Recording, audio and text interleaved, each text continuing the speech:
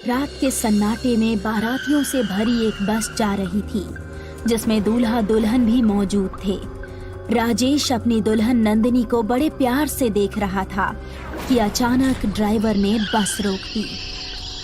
अरे 2 घंटे तक बस यहीं रोक लेते हैं। इसके आगे का इलाका एक आत्मा का है जो नए शादीशुदा जोड़ों को मार देती है साहब। अपनी बकवास बंद करो।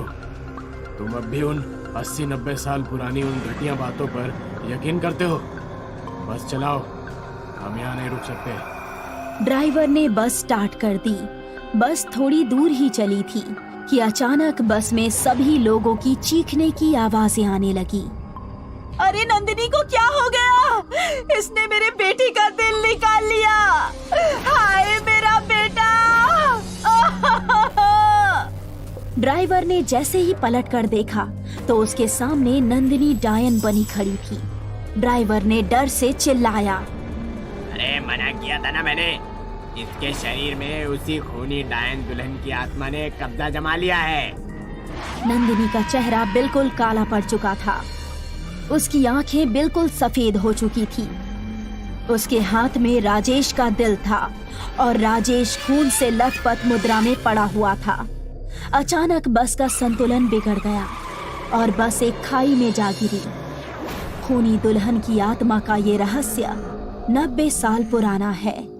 ये बात 1932 की है। महाराष्ट्र के एक गांव में एक परिवार में खुशियों का माहौल था। उस परिवार के लड़के नितिन की आज शादी हुई थी। लड़के की माँ विमला देवी बहुत खुश थी। मेरे नितिन के तो भाग्य खुल गए। लड़की वालों ने दहेज भी दिल खोल कर दिया है। तभी घर के भीतर से शोर उठा। अरे जल्दी किसी डॉक्टर को बुलाओ, बहू ने जहर खा लिया है। पल भर में खुशी का माहौल गायब हो गया। दुल्हन के पूरे शरीर में जहर फैल चुका था। दुल्हन ने हाथ जोड़कर बड़ी कठिनाई से कहा, मेरी जबरन शादी की गई है। मैं किसी और को अपना पति मानती हूँ, इसीलिए मैंने जहर खा लिया। इतना कहकर दुल्हन ने दम तोड़ दिया। गांव के एक बूढ़े ने लड़के के पिता रामदयाल को सलाह दी। अरे अंग्रेज पुलिस वालों को अगर इस घटना की खबर लग गई तो बहुत बुरा होगा। अच्छा यही होगा कि तुरंत तुम बहू का जल्दी अंतिम संस्कार कर दो। अचानक खबर मिली, अंग्रेज पुलिस वालों की गाड़ियां गांव में आ गई है। अपने परिवार को संकट में घिरा देखकर नितिन ने घर का भीतरी कमरा खोदा और अपनी पत्नी का शव जल्दी से कच्चे फर्श में दफना दिया। अंग्रेज पुलिस वाले तब तक वहां पहुंच गए। हे, ये क्या करता है यहाँ तुम लोग? अरे कुछ नहीं साहब, इस घर का जवान बेटा बीमार हो गया है, उसे ही देखने आए थे। कहाँ है? दिखाओ हमें।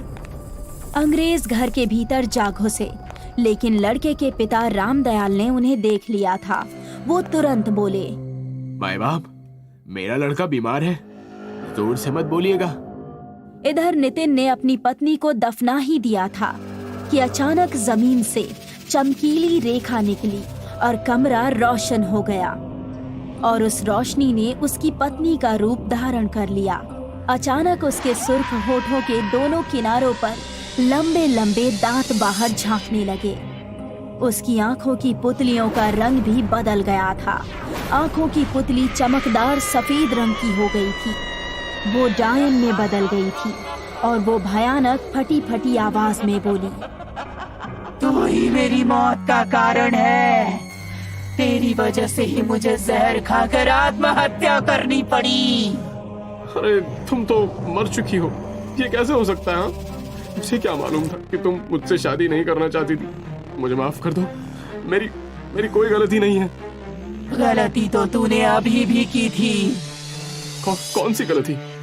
अंग्रेज पुलिस वालों से बचने के लिए तूने मेरी लाश का क्रियाकर्म करने के बजाय उसे जमीन में दफना दिया। ये कहते हुए दुल्हन की आत्मा बन चुकी डायन ने अपने पैने दांत उसकी गर्दन में गाड़ दिए। नितिन की माँ, लगता है नितिन की तबीयत ठीक नहीं है।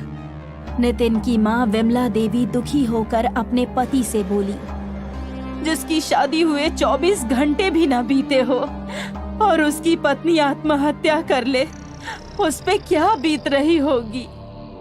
अरे इसीलिए मैं सोच रहा हूँ उसे उस बंद कमरे से बाहर बुला लूं। मुझे बहू की लाश के बारे में भी पूछना है। तभी नितिन की चीख से पूरे घर की दीवारें कांप उठी।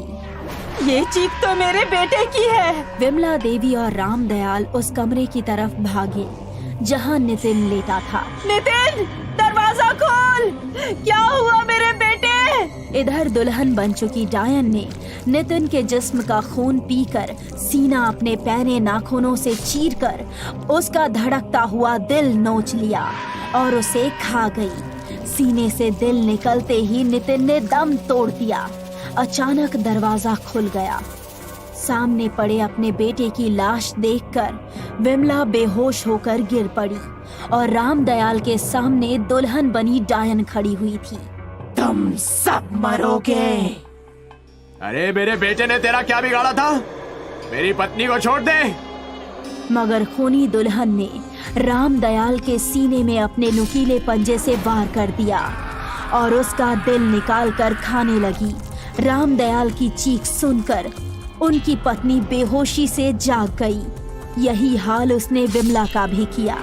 इस घटना के बाद उस घर में सन्नाटा छा गया और गांव में मौतों का सिलसिला शुरू हो गया। गांव के लोगों में उसकी दहशत बढ़ गई थी। गांव के लोग मुखिया के पास गए। अरे कुछ करिए मुखिया जी, ऐसे तो वो डायन सारे गांव को खत्म कर देगी। तुम सब सही कहते हो। मैं एक तांत्रिक को जानता हूँ, चलो उसके पास। नितिन की पत्नी की लाश उस घर में अभी भी दफन है।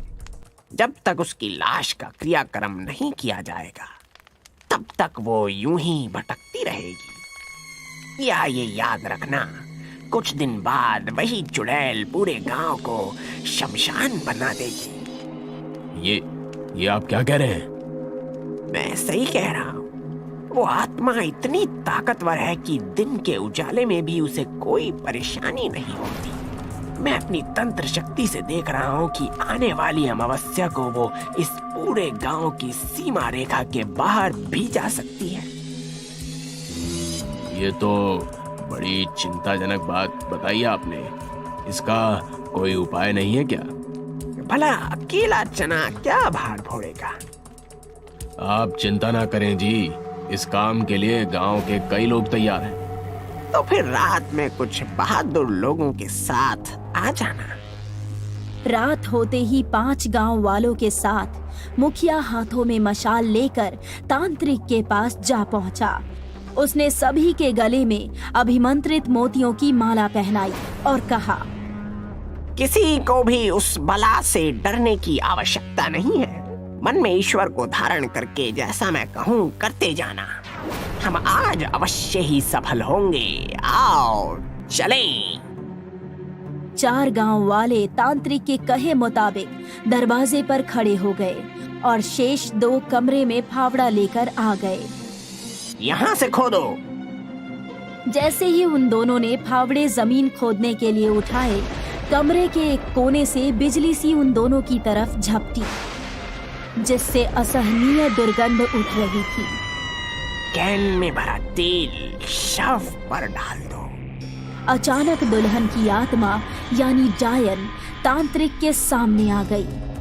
उसका खौफनाक चेहरा देखकर वहां भगदड़ मच गई। सिर्फ मुखिया हिम्मत करके वहां खड़ा रहा। तू क्या समझता है तू अपने मकसद में कामयाब हो जाएगा? तांत्रिक, तेरी इतनी हिम्मत? तू गांव वालों के साथ यहाँ तक आ गया? मरने के लिए तैयार हो जा। आज तेरा दिल निकाल कर मैं खाऊंगी। डायन ने बड़ी फुर्ती से अपने पंजे तांत्रिक के सीने में गाड़ दिए और उसका दिल निकाल कर खाने लगी। तांत्रिक ने वहीं दम तोड़ दिया, लेकिन गांव के मुखिया ने तुरंत केन में भरा तेल उड़ेल कर उसमें आग लगा दी। आग जलते ही डायन तड़पने लगी और वहां से गायब हो गई। कहते हैं कि आज भी उसकी आत्मा उन वीरानों में भटकती है। आज भी रात के वक्त कोई भी नई नवेली दुल्हन उस गांव की सीमा में नहीं जाती है, और जो जाती है वो आत्मा उसके शरीर पर कब्जा कर लेती है और उसका अंजाम मौत होता है।